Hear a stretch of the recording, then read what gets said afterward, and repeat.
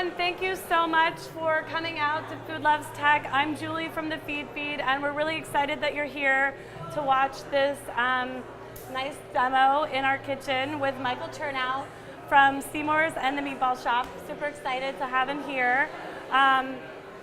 What are we going to be making today? Hey guys, today we are going to be making one of my favorite dishes. We're going to do whole black sea bass with some roasted fennel, citrus, and raisins, and arugula salad. So let's talk a little bit about fish and your approach to how you source your fish, where you get your fish, supporting local, sustainable seafood. Because Sure. that's really important to me, and I'd love for you to share that with the audience. Absolutely. So I founded the Meatball Shop with my partner Daniel about 7.5, 8 years ago. We built that brand together for 5 years. At the 5-year mark, I was like, my creative energy was really sort of like ready to go and try something else. And so I said to Dan, hey man, you're the best guy to operate this business moving forward. I think I need to zoom out a little bit and get creative again. I'm gonna go do something in seafood. And he was like, I support that, go for it. And so I'm very passionate about seafood. I grew up fishing, I grew up eating fish, and I simply love seafood, specifically seafood from the Atlantic Ocean. Where do you grow up? I grew up in Manhattan. Okay. And every Sunday as a kid, with my sports team, I would go fishing out of Captree or Freeport, Long Island. Being in the restaurant business essentially my whole life, I never see the fish that I caught growing up on menus. You never see like blackfish or black sea bass or porgy or flounder, or I mean, you're starting to see monkfish more and more, or skate. Yep. Definitely not sea robin. We sell a ton of sea robin at Seamore's. Anyhow, I wanted to do this seafood thing, and I also was sick and tired of hearing that I had to go to Los Angeles to get a great fish taco.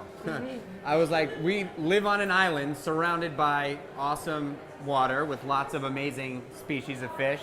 We should be able to make a great fish taco.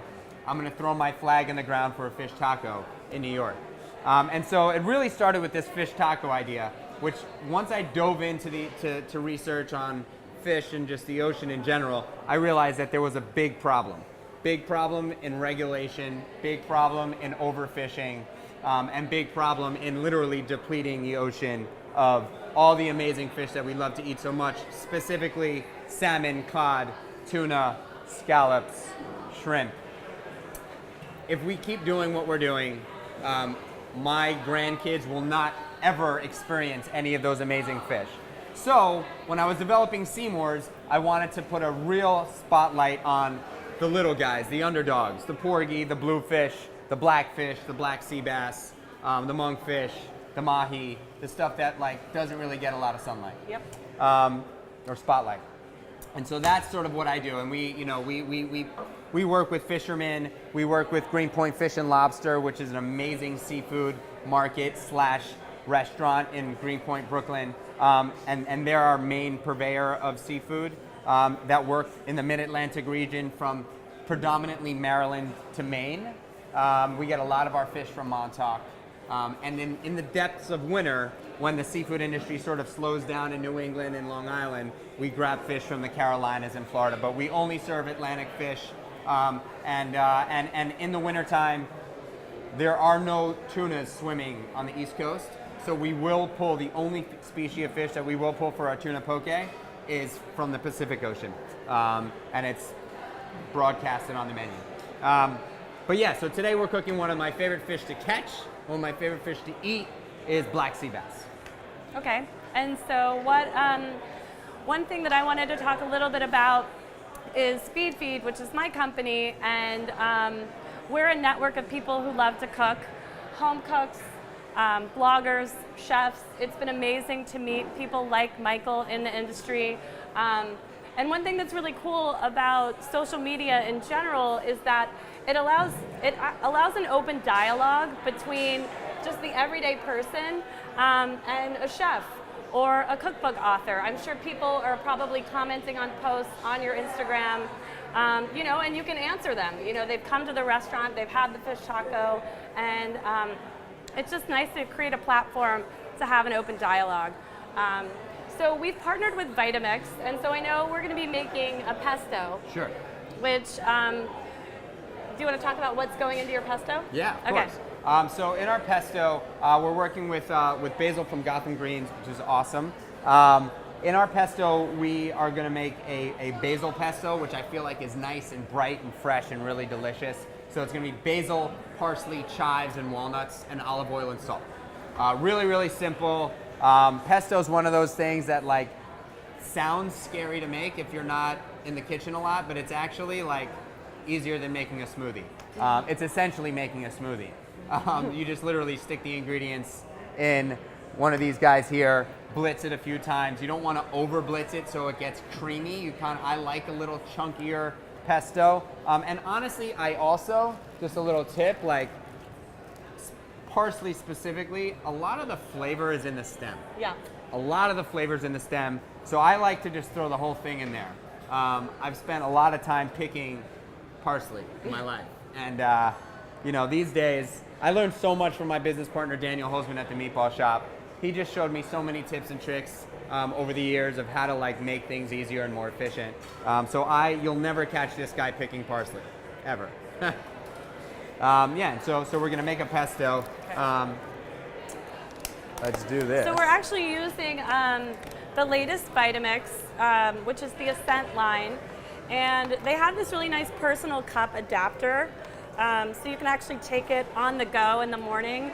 So you make your smoothie or whatever you want to have, maybe a nut milk, put this on, drink it, and you're on the go, which is awesome. And what's nice about the machine is that it knows what size cup you've actually put on it, so it's not going to overpower and use the engine like it would when you're using one of the larger size containers.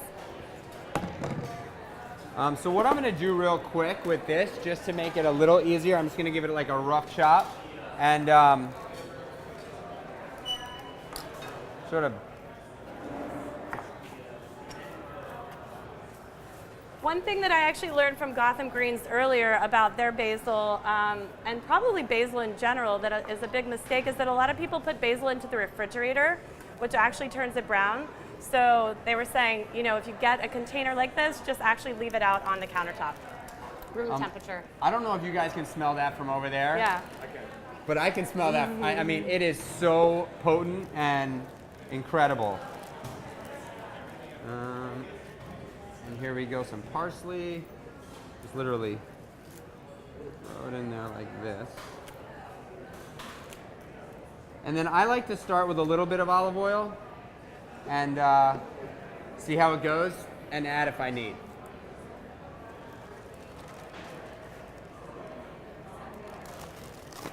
I've got some chives. Do a little rough cut on the chives as well. Just to add a little spice, a little herbaceousness to it.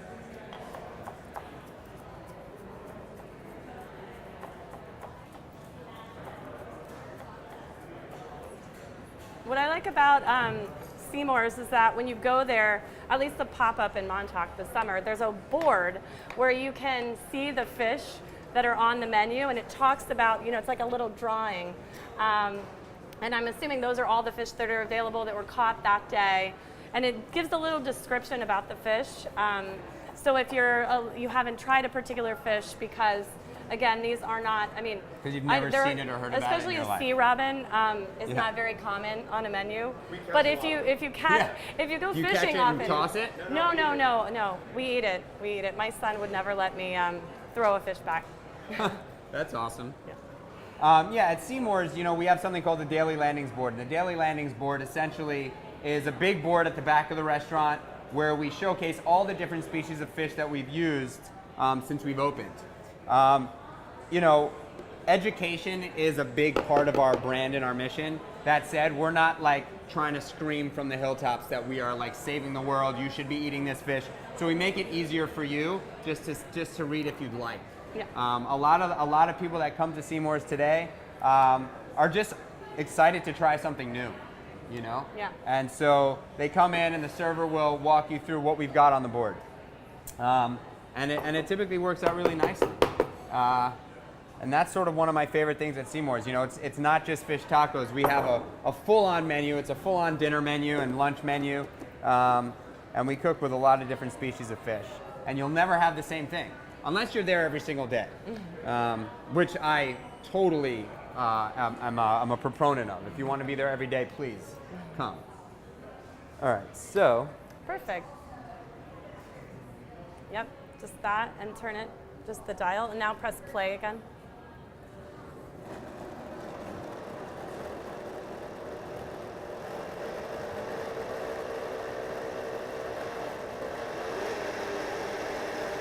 What's also nice about this size cup adapter is that you don't have to put in that much.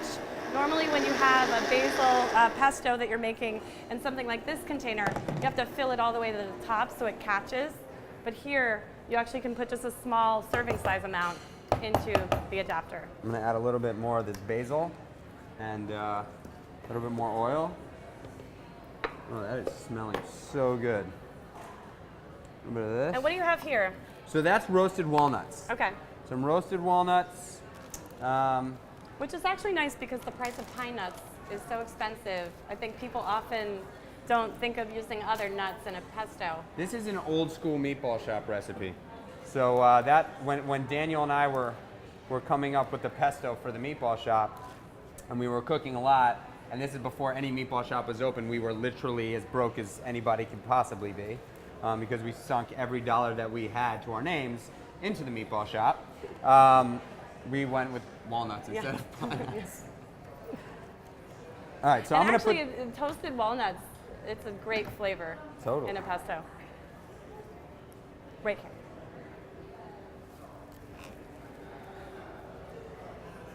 One more time, press play. Now turn it. Wait. You're on there, right? You know, let me just try one of these other settings. All right, we'll get back to the Yes. pesto. So let me talk about fish. So this is, in my opinion, cooking whole fish is where you get the most out of the fish. You get the essence of the fish. You know, when you want to make a fumet, which is a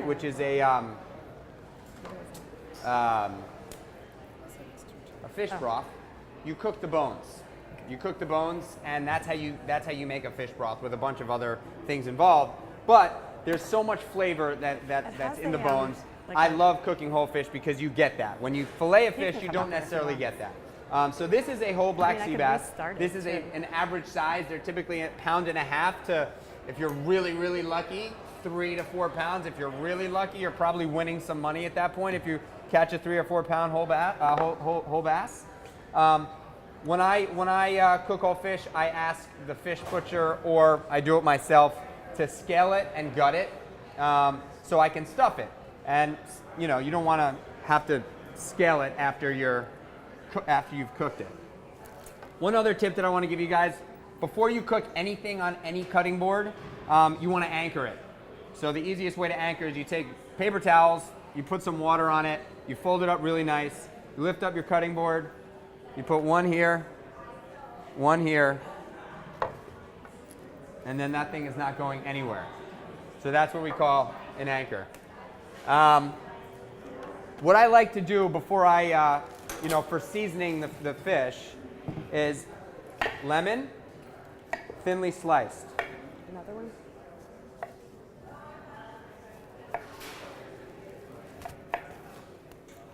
And we were talking earlier, and you were telling me that you're not a big fan of black pepper. I'm not. I'm not a big fan of black pepper. I'm not a big fan of pepper in general. I actually only cook with salt, olive oil, and lemon for the most part. So, like any protein, when you're cooking it, you want to season it inside and out. So what I do here, whoop, there goes all my salt. Perfect. I season the inside of the fish really, really well.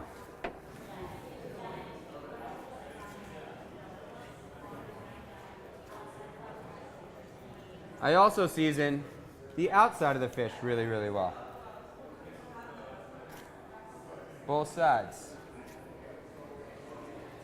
You know, I think over the years cooking, I'm just not afraid of salt. I have like a weird sort of innate feeling of how well things should be seasoned. With fish, I don't season as much as I season meat. But I'm not afraid of salt, and you shouldn't be either, because there's nothing worse than an under-seasoned anything.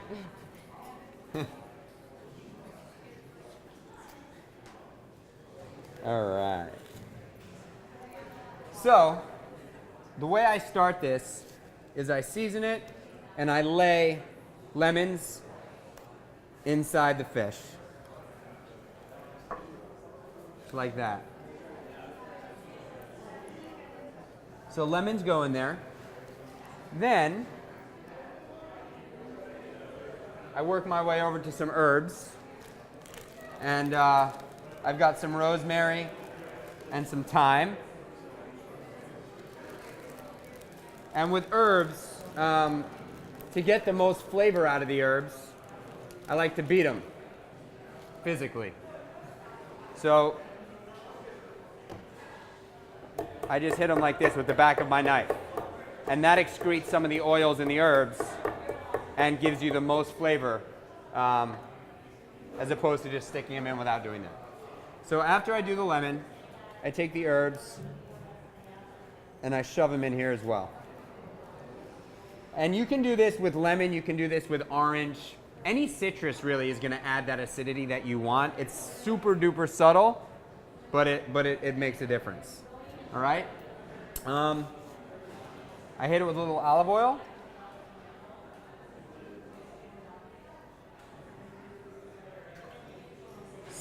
Stick it in the oven at 350, depending on the size of the fish. I check it, but I'll check this fish in like 15 to 18 minutes. And then pull it out, and I'll show you what that looks like. Let's talk for a second, just because I'm sure a lot of people, when you go to the fishmonger, you might be a little intimidated by a whole fish. So when you go, what should you be looking for? And you know, should you actually ask if you can smell the fish? You know, Totally. How close should you get as a consumer to the fish you're purchasing? So I would say, and what kind of questions should you ask? Fish, like most anything, you want to have confidence and trust in wherever you're buying your fish from. You just do. Specifically fish, because it's 90% of the fish that we eat in the United States is not from the United States. Actually, it's imported, and a lot of it, if you're getting it portioned, not whole, is unfortunately mislabeled. So I would find a trustworthy fishmonger. And I would go out of your way to find a trustworthy fishmonger. I've got a great trustworthy fishmonger. I am him. And so I know where my fish comes from. But when I go to like Greenpoint Fish and Lobster, the first thing that you want to look for when you're looking for whole fish is the eyes. You want to look at the eyes first. So the eyes should be plump and super duper clear. If the eyes are sunken in and foggy, stay away from the fish. Stay away from the fish. We don't really understand the way the fishing industry works as a whole. Nobody really does. But realistically, most fish that you buy at a regular supermarket or any place that you're not 100% certain where the fish is from or who the fishmonger is, the fish is typically 2 to 4 weeks out of water, literally. So when you're like, oh, fresh fish, is more robust than we'd like to think. It's going to be very rare, unless you catch the fish yourself, that it's going to be like fresh out of water. When you think about a fishing boat, guys are on a fishing boat, they're out there for a week to 10 days. The first fish that they bring onto that boat is on the boat for a week to 10 days. Then that fish gets landed wherever it's landed. It's bought by a distributor sells to a wholesaler sells to a retailer does what he does with it. So that process is a long process. I'm not trying to scare you, I'm just being real. So look for the plump eyes, plump and clear. If you can touch the fish, I'm sure you can't, but if you can, if you're really taking it seriously, ask your fishmonger to press the fish like this. the flesh should bounce right back. If you put your finger in a piece of fish and your finger dent stays in the fish, stay away from the fish. Don't eat the fish because it's not right. So you can notice these eyes are like crystal clear. Yep. They're plump. And there's another way to check, but it's a little bit more invasive. I'm not going to talk about it. Yeah. Thanks. That's important, I think. Totally, 100%. Especially because you're spending a lot of money on this fish, and the last thing you want to do is bring home a piece that's totally no good. The one thing that you should also know is like working with local sustainable species of fish is actually a lot less expensive. If you live in New York, is a lot less expensive than, like when you see tuna or salmon or halibut or tuna, salmon, or halibut really in New York, like you're spending a lot more money than a piece of bluefish or a black sea bass or a tautog blackfish. Striped bass. Porgy. Striped bass is still kind of expensive. Striped bass is expensive, and striped bass is like a borderline fish. It's like a little scary. We serve it only if we have a friend from this guy named Jason who drives down from Montauk to the city twice a week and brings us some striped bass every once in a while. And we just know that guy sits at the dock waiting for the boats to roll in. Yeah. All right, so voila! Look at that magic. Fish is cooked. So this is a whole fish. I'm going to show you guys how I like to fillet a whole fish. And what I'm going to do is I am going to take it. I know you're serving it on that one. Do you want me to get rid Yeah, of I'm the going to put salt? It's all good. Okay. Put it right here. I'm gonna fillet it here and I'm gonna serve it there. So this is kind of a fun thing to do in front of your friends. This fish was cooked a little while ago. Obviously nobody's gonna be eating this fish. When it comes right out of the oven and it's fresh and it's brand new, it's a little bit easier than what I'm about to do right now. But I'm gonna show you guys the process in which I fillet a cooked piece of fish. You can debone it before you throw it into the oven. I personally like to keep the bones in when I cook it. All right? So I start at the top here. I'm wondering the best way to show this. So you have a camera. Oh, fantastic. I didn't even know. Look at that. It's not my best angle, but I'll take it. So I start at the top here, and I cut off the top fins. And if the fish is cooked all the way through, it'll be very easy to pull these out, as you can see in that awesome camera that's on me right here. I don't have to worry about showing you. So I take these bones out first. Then I take my tail off. If you're gonna replate it, save your tail, because when you bring everything back together, you can put your tail and your head back on, and it looks like it's a whole fish. And some people want the tail. And some people like to chew on the tail. Yeah. Right. Then what I do is I cut it right down the center.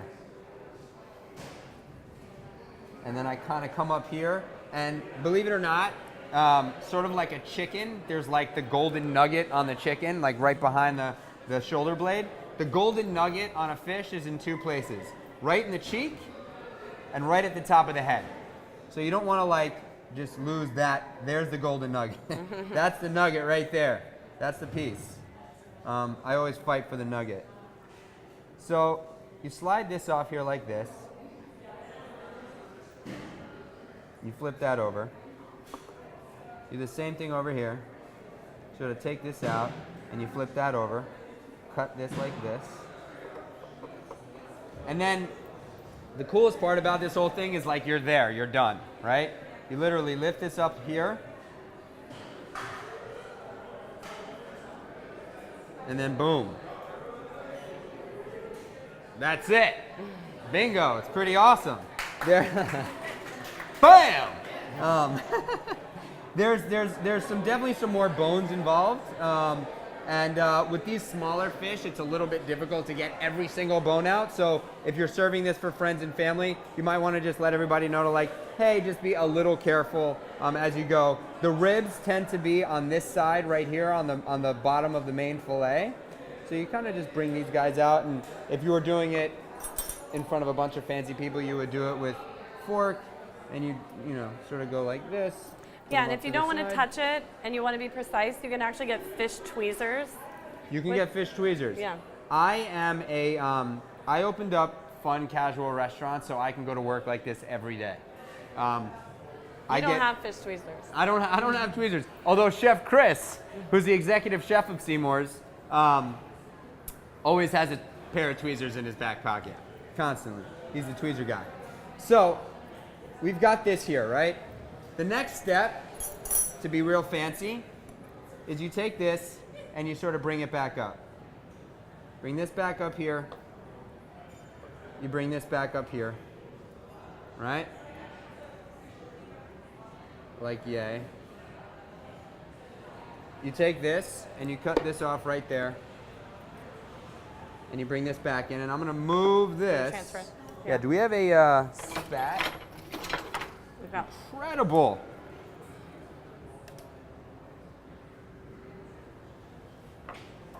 One thing we didn't talk about was the, this fish doesn't have the seasoning on the inside that I had originally put in there. But you can either leave that in there if you know, it's a bit of a rustic feel, Yeah. or you can just take it out. Right. Up to you, totally up to you.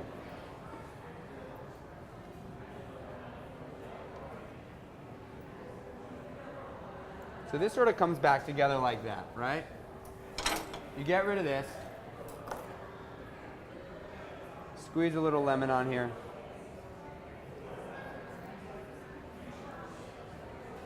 spoon. Boom, olive oil. Little olive oil. And it's like fun, you know, like it's like nothing, there's nothing really fancy here. It kind of looks fancy, but it's not really fancy.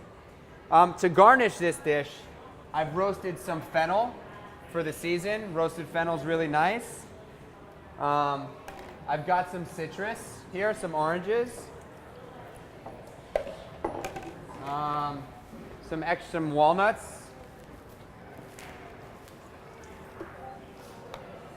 Some raisins. And some arugula. Again, I go back to the good old classic. For me, it's all about olive oil, really good olive oil for a salad. You want to do some like, you know, there's so many different olive oils out there. It's a preference thing. I like a nice grassy, like super fresh, really potent olive oil when I'm finishing. So there's finishing oil, there's cooking oil. If you're doing a salad and you're dressing it, that's more of a finishing oil because you want the flavor of the olive oil in the dish. Amazing. Look at that. Season it with some of this, actually, Maldon salt on top of the fish here. I don't typically use Maldon salt on a salad, so I've got this kosher salt here. Season with a little kosher salt. How am I doing on time? You're good. Okay. One thing I really like about eating at Seamore's is like, it's like, well, for me, it's like eating at home, except for you made the food, and it's not, it feels homemade. You know, you don't walk out of there just feeling like that was pure gluttony. It's delicious. It's using local, fresh seafood, vegetables, simply seasoned olive oil, lemon, salt. I just feel like you know, why overthink it? Cook with ingredients for the ingredients. Don't overpower them. Don't crush them. And that's what we do at Seamore's. You know, we have a philosophy where we care and we care deeply about our guests when they're in the restaurant. We also care deeply about our guests when they leave the restaurant. And so we want you to feel really good about what you just ate. Even down to dessert. Even down to dessert.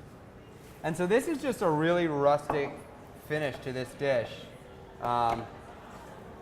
You know, and like you put this in front of anybody, like a group of people, they're gonna be like, oh wow, that's awesome. And it was really simple. I made the whole entire dish in front of you guys. And it's beautiful. And you would serve it right on a board. Right on a board. Yep. You throw it right in the middle of the table. And like, I don't know who would be like not stoked about this. I mean, I'm stoked about it right now, sitting here with you guys. I'm about to chow on it, even though we cooked this fish a while ago. And then the last piece is a little bit of this pesto. Not a lot, just a little bit on top of the fish. Spoon. Yeah. I don't know. What's in there? Let's see. I think they're back. Kevin's grabbing you one. Just one second. That's all right. We got, you know, I've got this fork right here. Yeah. And so, not a lot of pesto, just enough to, oh, you're the best. Just enough to like add a little color and a little flavor to the top of this fish. Again, it's like a rustic dish. This isn't fancy, you know. It's a nice rustic dish, a nice rustic presentation. You can put a little dab in the corner if people want some more. Those dabs are always nice. Yeah, a little dab. Yeah. You know, a little dab will do you. And like that's it.